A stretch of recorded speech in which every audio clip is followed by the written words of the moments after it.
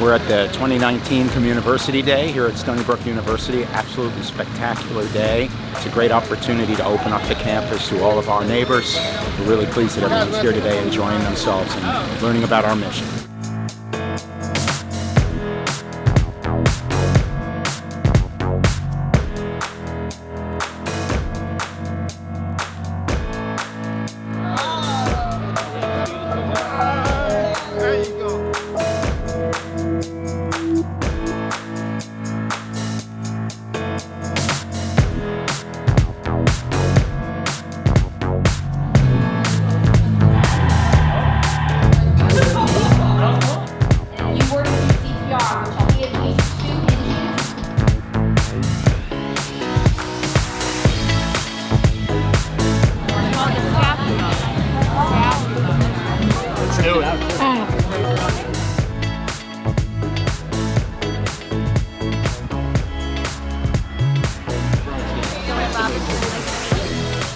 This is my favorite Stony Brook tradition. This is the iconic rubber duck race. We're going to release that gate and they're all going to race down to the bottom.